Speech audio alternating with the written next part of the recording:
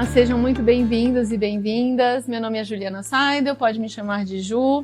Vou fazer aqui então inicialmente minha autodescrição.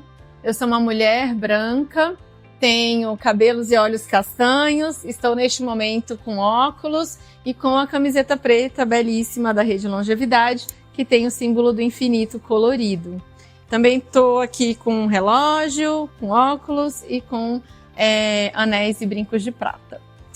Gostaria de compartilhar com vocês que hoje faremos a apresentação de um tema do Núcleo Vida Soul.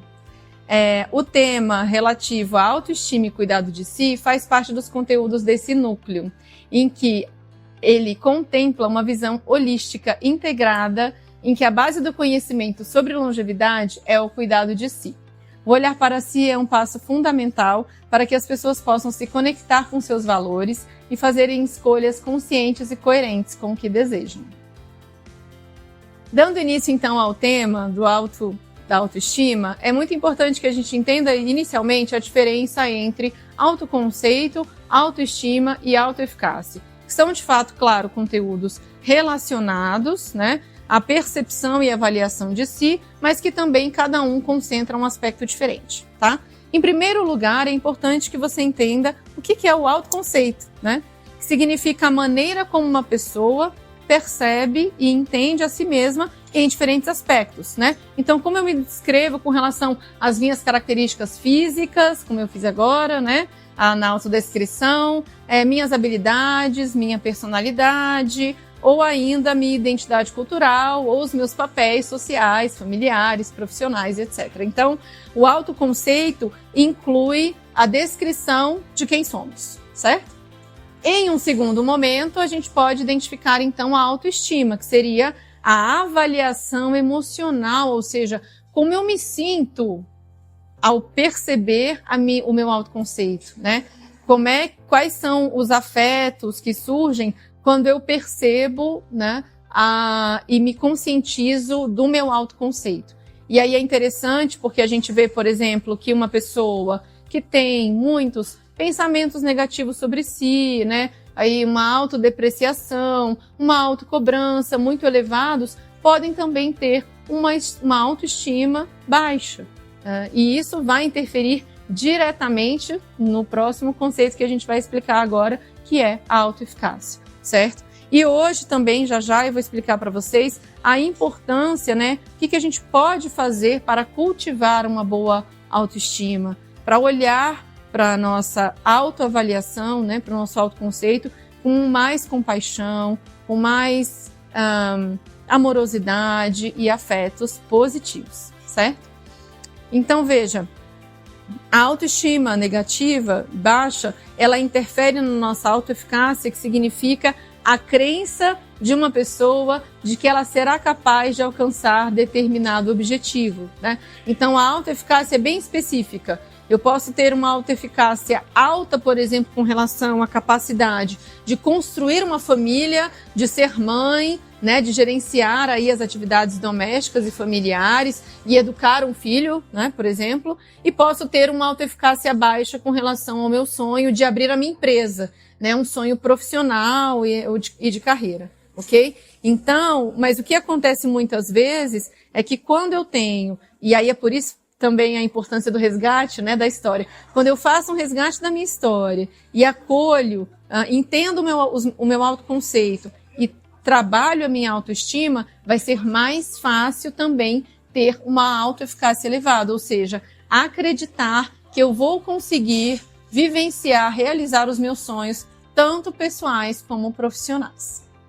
Então, em resumo, a gente pode afirmar que o autoconceito é uma visão geral de si mesmo, a autoestima é a avaliação emocional dessa visão e a autoeficácia é a crença na sua capacidade de realizar os seus sonhos ou ainda projetos em diferentes áreas da vida.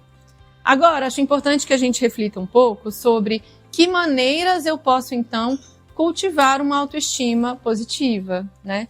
Cuidar melhor e melhorar, então, essa autoestima. Em primeiro lugar, é interessante olhar para a nossa cognição, claro, né? Como eu penso sobre mim mesmo, vai interferir diretamente também nesse sentimento, nessa avaliação. Por isso, identifique se você tem pensamentos autodepreciativos e se desafie questionando se eles de fato fazem sentido, né? Ou ainda, qual é a origem desses pensamentos? A gente costuma dizer, né, e vocês vão ter também aí mais conteúdo sobre depressão e ansiedade, que as pessoas que têm sinais de depressão apresentam esse ciclo vicioso de pensamentos negativos a respeito de si, porque como a gente precisa entender o contexto, vivemos numa era de excessivas comparações, o uso excessivo de redes sociais, em que a gente está ali com uma ferramenta que na verdade só está mostrando um recorte da vida daquela outra pessoa, né? E achar, nossa, olha só, tá todo mundo feliz, vivenciando aí todos os seus sonhos, eu que não estou, né? E na verdade não, a gente precisa ter um olhar mais realista de que, infelizmente, o uso excessivo de redes, as comparações só fazem mal e prejudicam, então, estimulam esses pensamentos negativos, certo? Então, olhar aí para que você tenha e traga mais pensamentos positivos. Juliane, como que eu posso, então, né, reverter esse ciclo vicioso para um ciclo virtuoso de pensamentos mais positivos sobre mim? Em primeiro lugar, lembrar da sua trajetória. Volte para aquela tarefa, né, de voltar para a sua história. E dentro do olhar para essa tarefa, pensar em quais são as habilidades que você quer desenvolver. Ora, se eu sei quem sou e quais são, então, as minhas áreas de interesse, buscar dedicar tempo para essas atividades que fazem com que você perca a noção do tempo. Por que eu estou dizendo isso? Porque tem muita gente em que o trabalho é ganha-pão, né? A tarefa que ele desenvolve profissionalmente não faz com que ele entre em estado de flow, de fluxo, e ele não sente que ele está se desenvolvendo como ser humano naquela tarefa. Então, se o seu trabalho não desperta isso em você, tente pensar em atividades de hobby e lazer que de fato traduzam os seus reais interesses, aqueles que te motivam de fato, tá? É importante lembrar, eu acho também, a diferença entre hobby e lazer, né? Algumas pessoas não conhecem que a gente tem uma diferença. A diferença é a seguinte: o lazer já é uma atividade de ócio que você desfruta em grupo, né? Então você tá ali com outras pessoas, por exemplo, quando você vai a uma atividade cultural, pode ir a um cinema, um teatro, ou praticar algum esporte, fazer uma viagem em grupo, né? Mas tem também aquela atividade de ócio que você pode fazer sozinho, e a gente denomina de hobby, né? Então, se eu, por exemplo, que amo fotografia, pego uma máquina fotográfica e estou aqui nesse café lindo, nesse espaço todo florido, né, cheio de plantas e tudo, e eu quero fotografar cada uma delas, eu perco a noção do tempo fazendo isso, perco a noção do tempo dançando ou praticando alguma outra atividade, né, de lúdica, artística, em que eu não preciso de outra pessoa para fazer comigo. Então, é muito importante para a nossa autoestima que a gente possa desenvolver habilidades, né, artísticas e de lazer, de hobby, que façam bem para a gente. Além disso, ou seja, além de olhar para os nossos pensamentos e para o desenvolvimento de habilidades, é importante também que você pratique o autocuidado. Então, por exemplo, dormir bem, né, olhar qual é a qualidade do sono, eu tenho feito essa higiene do sono, e o aspecto do sono hoje em dia também tem sido muito impactado. A gente tem visto muitas pessoas com autoestima cansadas e também com dificuldade de se sentirem dispostas e com bem-estar, porque tem aí uma dificuldade de dormir bem. Então, se alimentar bem, se exercitar regularmente, praticar, né, o relaxamento e o desacelerar também ajudam muito a cuidar da sua autoestima. Além disso, é muito importante cultivar relacionamentos saudáveis. Esse seria aí o quarto pilar de uma autoestima, né, que está em dia.